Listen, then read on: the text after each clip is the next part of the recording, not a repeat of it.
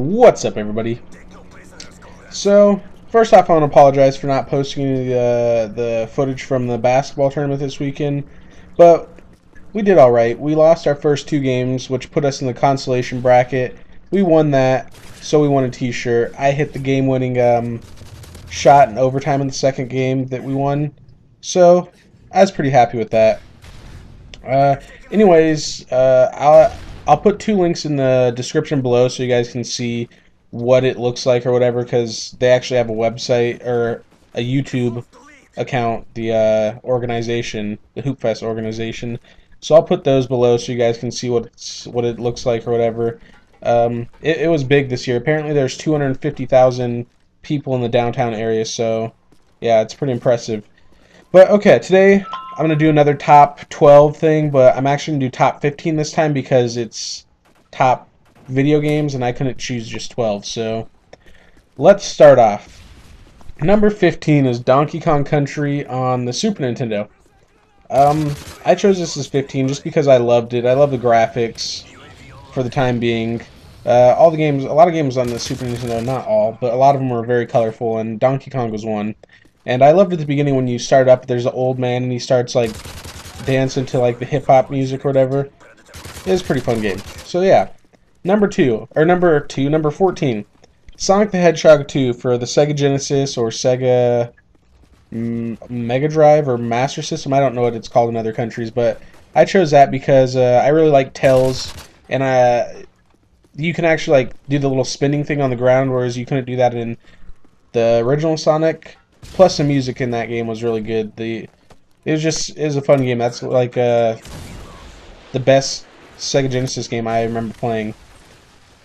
Number 13, Gears of War 1 for the Xbox 360. I put this at 13 just because the storyline wasn't amazing to me. The graphics were like amazing for the time being, and the online, that was the game that got me into online. Like, really just sucked me into online gaming for the 360.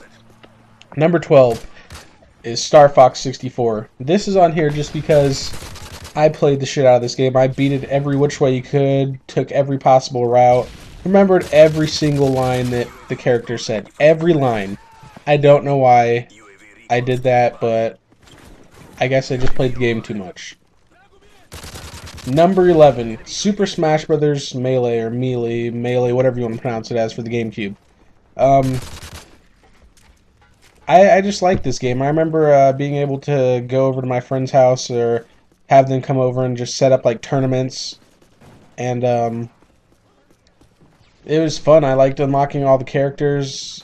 I like this a lot better than the 64 version just because there's more characters. And it was just a fun game. It has all the Nintendo characters, so yeah, it's pretty fun. Number 10, Goldeneye for the 64. I put this on there because this is the first-person shooter game I remember actually like really getting into. I mean, there's Doom and stuff before that, but this game is what really just sucked me into that genre gaming, whatever, how you pronounce that.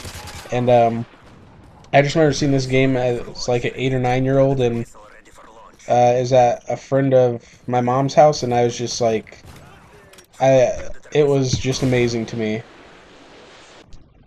Number 9 is Mario Kart 64. Same reason for this game. I just liked it. Well, the reason I like this is the same reason I like Smash Brothers, just because you can get a group together and do races or battles or whatever. I just remember spending a lot of time playing that game. Number 8 is Halo 2 for the Xbox. I chose this over Halo 1 just because this is the very first game I remember playing online, because I was never much of a PC gamer. So this was the very first game I remember playing online, and I played that game a ridiculous amount. And the reason it's not like higher on the list is because I don't really like the Halo storyline at all, but the multiplayer is fun. Number 7 is Pokemon Red, Blue, Yellow, Green, whatever you want to call it. And I played this game when I was in 5th grade, I think, is the first time I ever seen it. a few of my friends had it in class, and they'd play it during their free time. And I remember just watching them, and just I was amazed by the game, and I loved it, and I played that game a lot. It took up a decent chunk of my childhood, I'd say. I probably have put hundreds of hours into that game, or Pokemon games in general, whatever.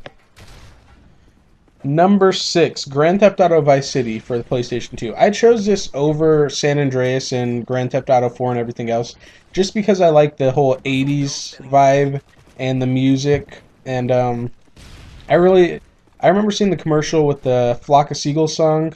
I ran, and that just stuck in my head. And there's this little thing you could do in the game where if, like, you see two guys riding on a motorcycle, and it's always two guys. I don't know why.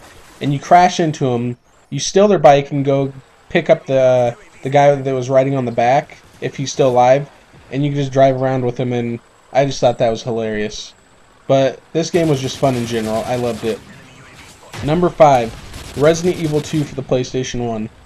This game, I played it as like a, I don't even know how old I was, like 11, 12, maybe 13, and this game just scared me because I played it at night. It wasn't really scary, it just surprised you a lot, and I think this is the game that got me into like zombies, just in general.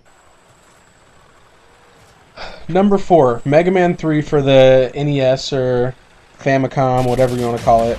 I don't know how you say the other name for it, but I put this at number 4 because this is the game that really got me into gaming. I played this game when I was probably 3 or 4 and just have good memories of it, and the soundtrack or music for the game was amazing, for the time being at least. Number 3, Metal Gear Solid for the PS1. This game is high on the list because I remember playing it, beating the game. It was a very long game, great replay value, and when you beat the game, you got the cloaking device or the bandana, which I think gave you unlimited ammo. Not 100% sure on that. And that made the game fun, but there's also fun things like hiding in boxes and just screwing around with the computer. It was an amazing game to me. I really don't haven't played many of the games after that, or Metal Gear Solid games after that, but that game was amazing. So the ones after have to be pretty good too. Number 2 is Legend of Zelda Collector's Edition for the GameCube. I put this on there because it has 4 different Zelda games on it, and I love Zelda games. So yeah, mainly like Ocarina of Time and Majora's Mask. Those were amazing games for the 64. I could also put A Link to the Past for the Super Nintendo at the number 2 spot, but that game had 4 Zelda games, so that's why that's the number 2 spot. Number 1 is Super Mario World for the Super Nintendo. This is so high just because I have so many memories of playing it with my brother and sister and just laughing at retarded stuff, and I just liked it because it's colorful, there's a lot of secrets in the game, and mainly the reason it's number 1 is just because the memories of it. Not necessarily the gameplay, but it has a very, very, very, very high replay value. I could play this game still. But yeah, this is the end of the thing, so